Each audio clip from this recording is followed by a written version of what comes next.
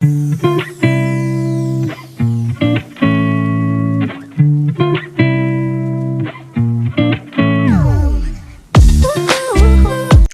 Everyone, welcome back to my channel. कैसे अगर आप मेरे चैनल पे नए हो तो प्लीज़ चैनल को सब्सक्राइब कर देना, वीडियो अच्छा लगे तो लाइक करना, कमेंट जरूर से कर देना।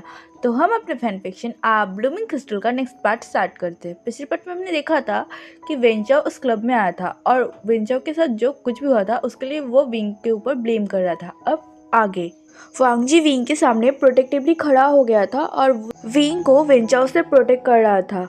विंग वेंचाओ की आवाज़ से बहुत ज़्यादा घबरा गया था, इसलिए वेंचाओ की शाउट करते विंग वांगजी को बहुत ही टाइटली हग कर लेता है और वांगजी को धीरे से कहने लगता है कि उसने कुछ नहीं किया है, वांगजी उस पर बिलीव करे। तो ये वांगजी विंग के हाथ पर अपना हाथ रखता है। वांगजी एक गहरा सा सांस भरता है और वेंचाओ की तरफ देखते हुए कहता है, तुम्हारे पास क्या प्रूफ है जिसके बेसिस में तुम कह रहे हो कि विंग ने ही उस दिन तुम्हारे ऊपर वो हमला किया था? और चलो एक मिनट के लिए मैं मान लेता हूँ कि उस दिन हमला विंग ने किया था, लेकिन तुम्हें मार के उसे क्या फ़ायदा? ऐसी क्या मजबूरी पड़ गई जो उसे तुम्हें मारना पड़ा? ये कहते हुए वो वेंचाओ की तरफ देखने लगा। वांगजी की ये बात सुनते वेंचाओ के फेस में थोड़ा सा घबराहट आ गया था और ये घबराहट वांगजी ने भी नोटिस किया, लेकिन वेंचाओ ने तुरंत ही अपनी फेशियल एक्सप्रेशन को चेंज कर लिया था और फिर से सीरियस हो गया था और गुस्से में विंग की तरफ देखने लगा था जो वांगजी के पीछे छुपा हुआ था।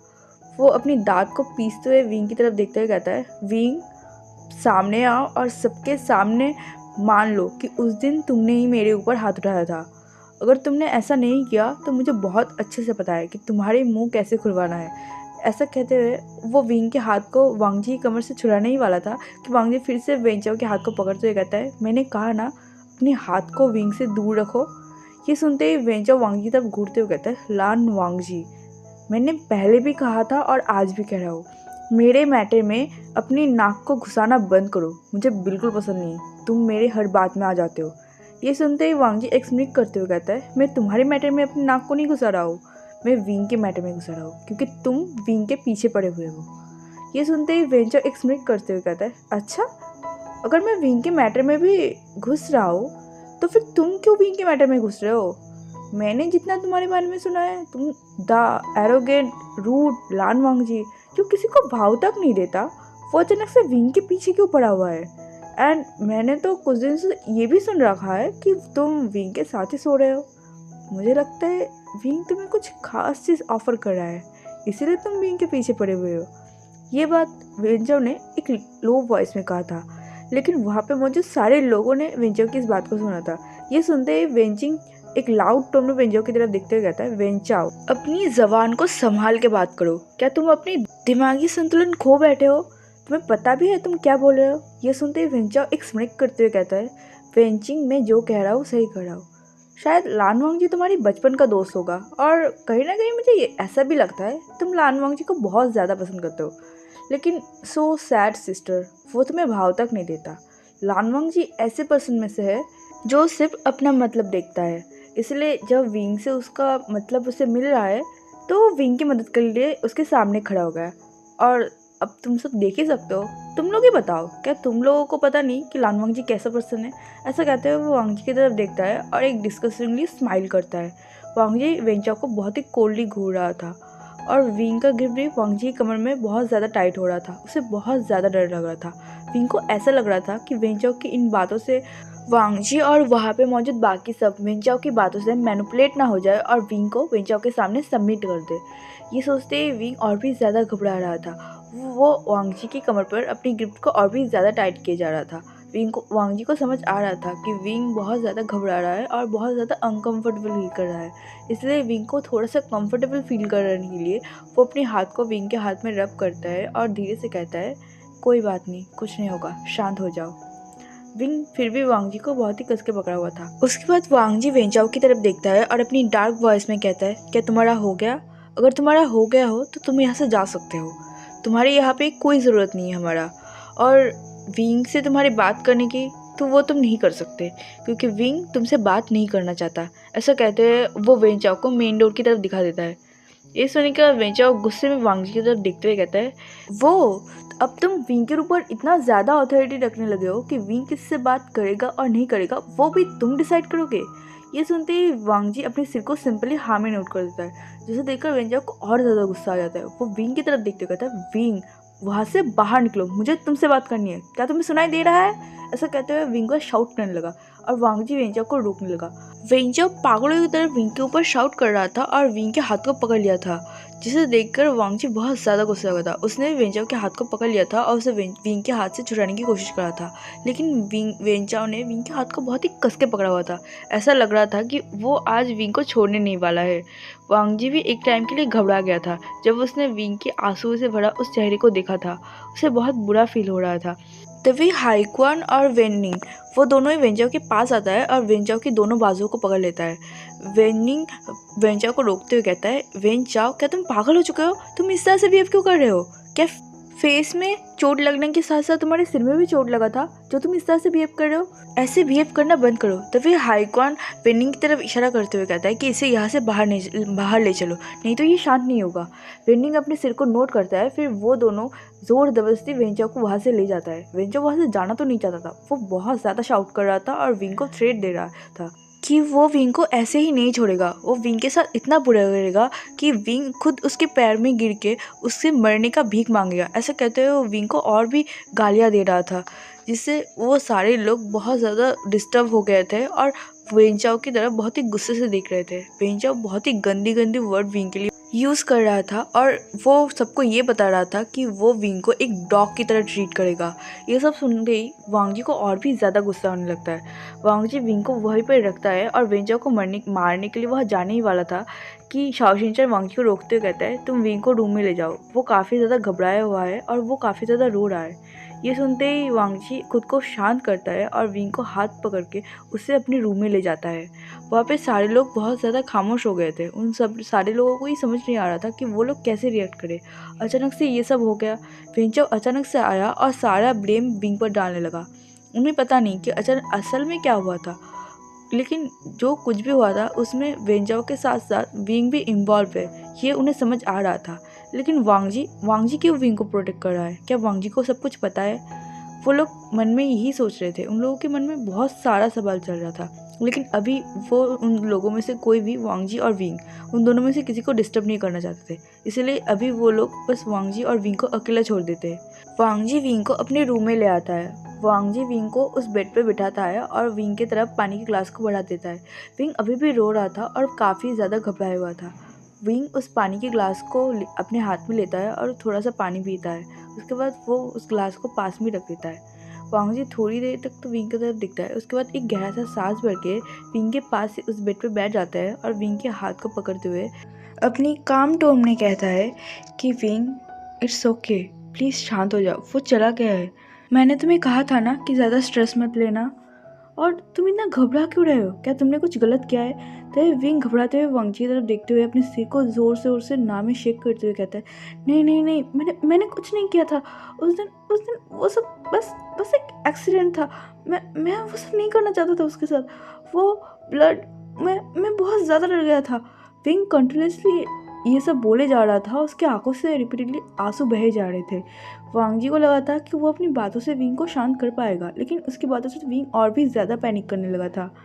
वांग जी अब विंग के शोल्डर को पकड़ता है और विंग को कस के हक कर लेता है और विंग की बैक को रब करते हुए कहता है कि ठीक है, मुझे पता है तुमने कुछ नहीं किया, अब शांत हो जाओ। लेकिन विंग अभी भी पैनिक कर रहा था। वांग जी को समझ नहीं आ रहा था कि वो विंग की माइंड को कैसे डाइवर्ट करे। इसलिए वांग जी एक गहरा सा सांस भरता है। उसके बाद विंग के फेस को पकड़ते हुए उसे किस कर लेता है। वांग जी के ऐसे सडन किस से विंग भी शॉक हो गया था। उसने बिल्कुल भी एक्सपेक्ट नहीं किया था कि वांग जी उसे किस कर देगा। विंग शॉकिंगली वांग जी की तरफ देख रहा था। विंग का माइंड पूरी तरीके से ब्लैंक हो चुका था। वो कुछ सोच समझ नहीं पा रहा था। वो बस साइलेंटली वहाँ पे बैठा हुआ था और शॉकिंगली वांग जी की तरफ देख रहा था।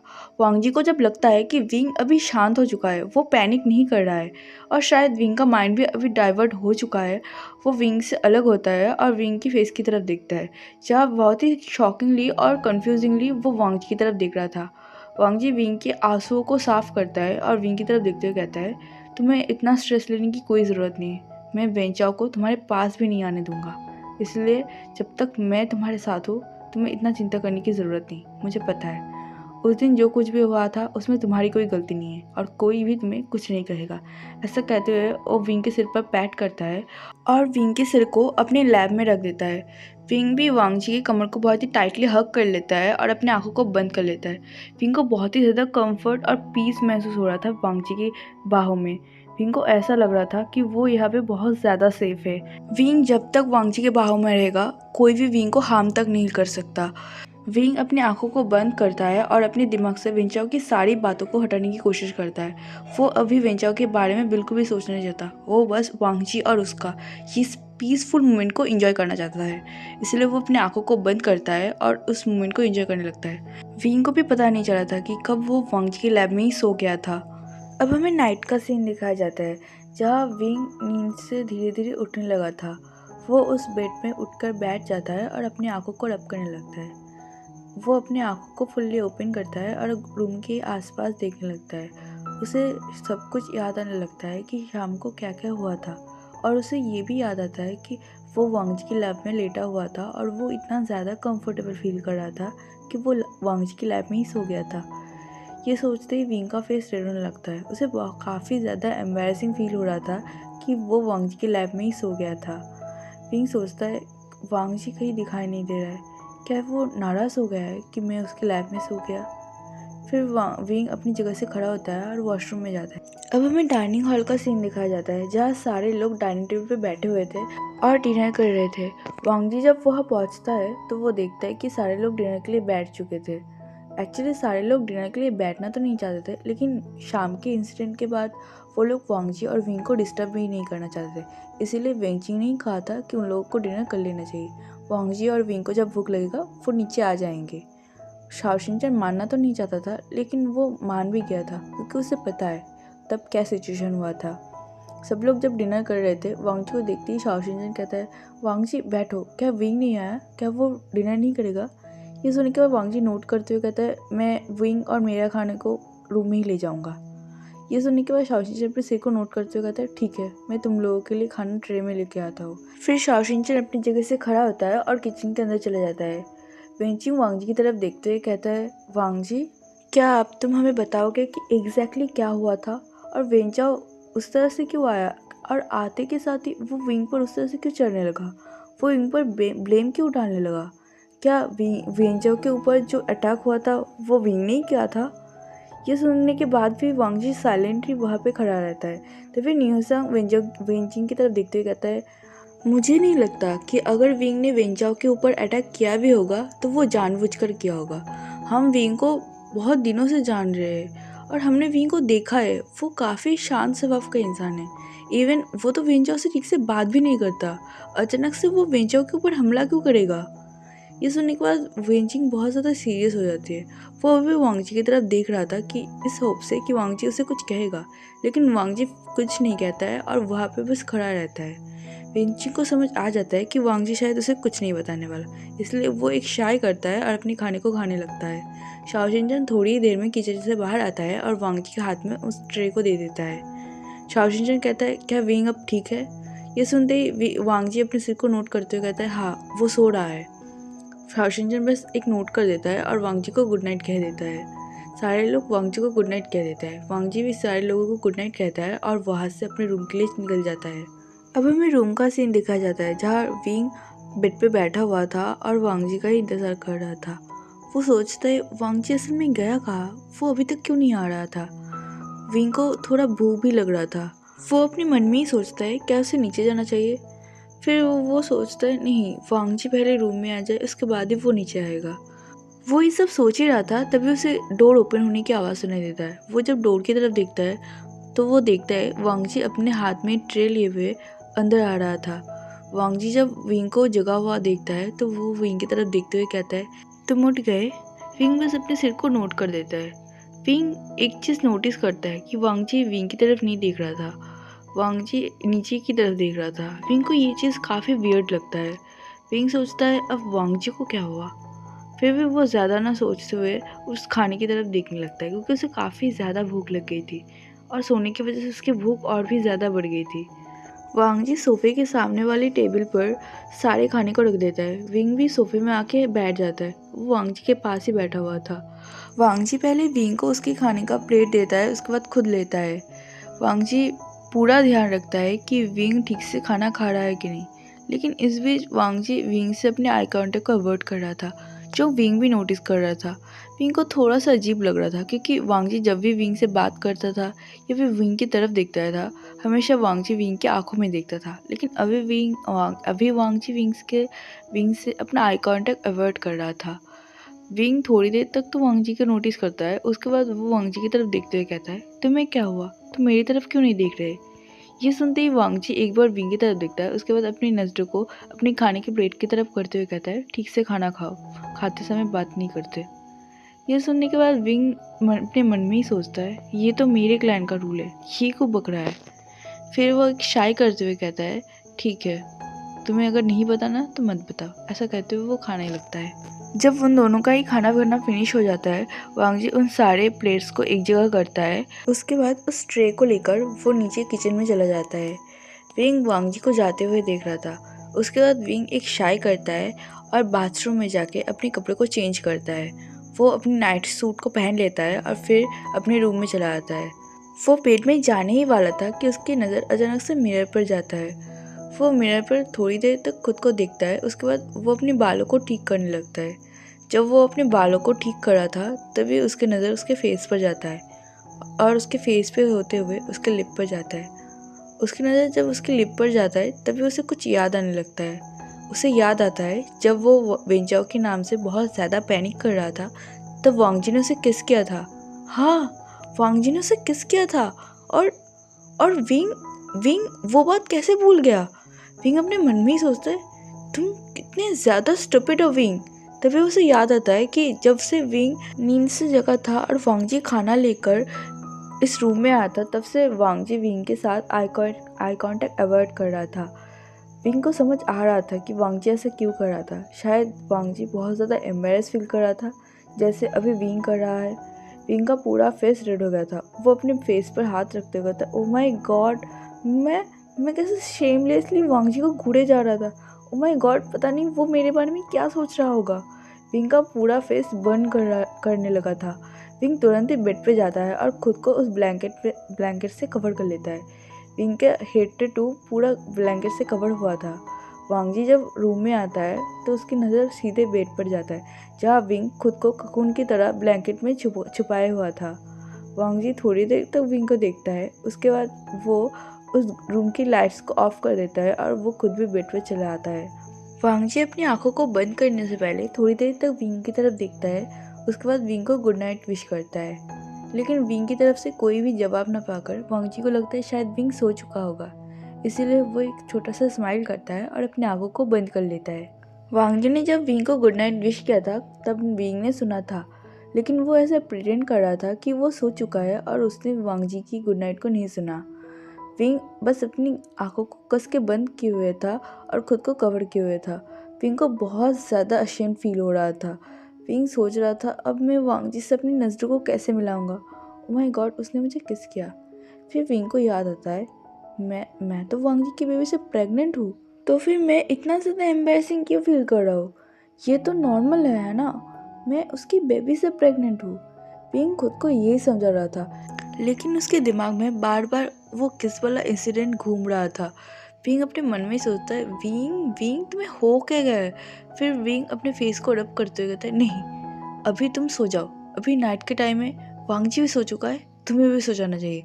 ऐसा कहते हुए वो खुद को अपने मन में सुलाने की कोशिश कर रहा था, लेकिन विंग के दिमाग में वो चीज़ अभी भी घूम रहा था, जो विंग की बॉडी में एक अलग ही एक्साइटमेंट पैदा कर रहा था। विंग को बिल्कुल भी नींद नहीं आ रहा था, लेकिन किसी तरह वो खुद को शांत करवाता है और बहुत देर बाद वो फाइनली सो जाता है। हे एवरीवन, मैं अपने पार्ट को यही रोकती हूँ। मुझे पता है मैं बहुत ज़्यादा लेट कर चुकी हूँ, but I am so sorry, मैंने रिकॉर्ड करने में बहुत ज़्यादा लेट कर दिया है। आई होप मैंने आप लोगों को ज़्यादा इंतज़ार नहीं करवाया। सो नाउ आज के लिए इतना ही, मिलते हैं नेक्स्ट पार्ट में, तब तक के लिए बाय बाय। और आप लोग प्लीज़ कमेंट के थ्रू मुझे ज़रूर बताना कि आपको ये फैन फिक्शन कैसे लगा है। मिलते हैं नेक्स्ट पार्ट में, तब तक के लिए बाय बाय, गुड नाइट।